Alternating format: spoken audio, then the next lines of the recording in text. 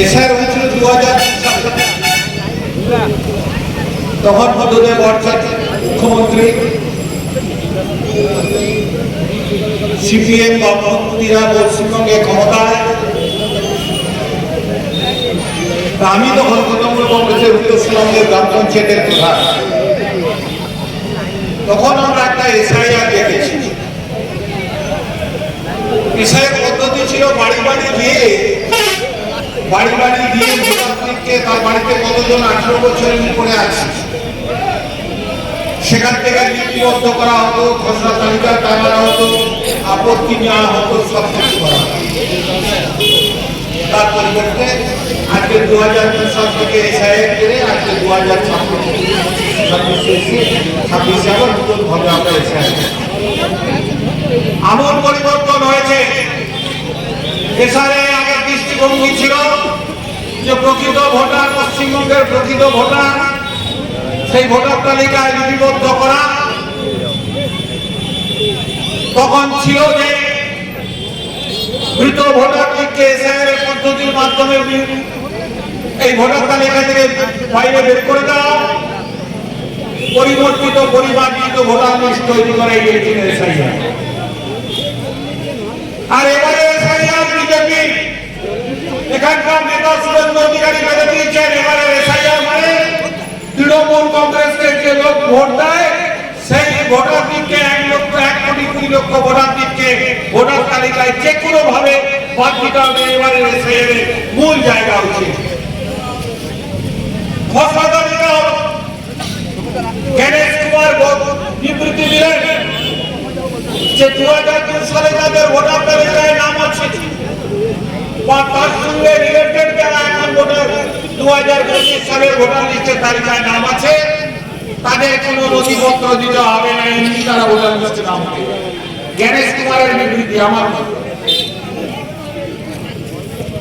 Voter তালিকায় খসড়া voter তালিকা প্রকাশিত দেখলো যে বিজেপি যে বলেছিল 1,20,00,000 বাদ দেওয়ার কথা, তার ধারে কাছে মৃত ভোটার সবকিছু ভোটার বাদ দিয়ে মাত্র 58 লক্ষ ভোটার বাদ গেছে। তার মধ্যে মৃত ভোটারই হচ্ছে।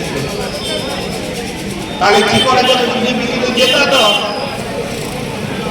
বিহারের পদ্ধতি, বিভিন্ন মানুষকে হিয়ারিং এ ডাকা হবে, হিয়ারিং এ অনুপস্থিত হলে তাদের ভোটার লিস্টের তালিকা থেকে বাদ দেওয়া হবে।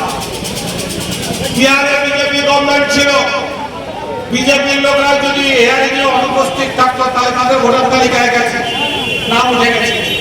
কংগ্রেস আর লালু প্রসাদ যাদবের যেসব লোক ছিল তারা এসআইআর হাজির হতে পারেনি বা হাজির হয়নি, যুক্ত বুঝেনি, তাদের তালিকা থেকে বাদ দেওয়া হয়ে গেছে।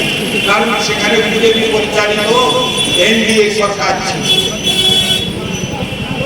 এরা বুঝতে পারেনি তৃণমূল একটি দল যে 82,000 বুথে যাদের কর্মী আছে এখান থেকে ভোটার লিস্টের নাম এত সহজে বাদ দেওয়া যাবে না। এটা গণেশ কুমার বা বিজেপির ধারণার মধ্যে ছিল না। তাই নতুন করে যারা খসড়া তালিকায় আছে তাদের নাম বাদ দেওয়া হচ্ছে। আমি আমার অসহায় মানুষদের মুখ দেখি, মাঝে মাঝে সরকারি কর্মচারীদের অসহায় মুখ দেখি, আমি অসহায় মুখ দেখি বিএলওদের যে কি রকম ভাবে তাদের মানসিক ভাবে নিপীড়ন করা হচ্ছে। এসআইআর করতে গিয়ে আজকে প্রায় 55 জন মানুষ মারা গেছে। এই কাজের চাপ, এই যন্ত্রণা, এই বুঝি আমাদের বাংলাদেশে মারা গেছে। এখানে বন্ধু বিজেপি, এখানে আপনার এসআইআর থেকে 1,20,00,000 মানুষের নাম বাদ দিতে পারবেন না। কানে কানে তৃণমূল কংগ্রেস কর্মীরা 82,000 বুথে সতর্ক। এখানে সরকারের মমতা ব্যানার্জি এবং আমরা এটাও জানিয়ে রাখতে চাই যে যারা জীবিত অবস্থায় রয়েছে সেই জীবিত অবস্থায় থাকা মানুষদের বিজেপি যেভাবে চক্রান্ত করে 7 নম্বর ফর্ম ফিল আপ করে বিভিন্ন অফিসে জমা করছে, আজকের পর থেকে যদি এইরকম নোংরামি আমাদের তমলুক ব্লক এলাকায় বিজেপির কোন নেতৃত্ব কর্মীদের দ্বারা হয়ে থাকে অযথা হয়রানি এবং যারা জীবিত আছে তাদের যদি মৃত বলে বাদ দেওয়ার চক্রান্ত করে, তাহলে আমাদের নেতা বলেছেন অভিষেক বন্দ্যোপাধ্যায়, এবারে রবীন্দ্র সংগীতের সাথে সাথে ডিজেও বাজবে। বিজেপি জেনে রেখো, ধুলোয় হবে, পেটাই হবে। তৃণমূল কংগ্রেস লড়াইয়ের মধ্যে ছিল, আছে, থাকবে।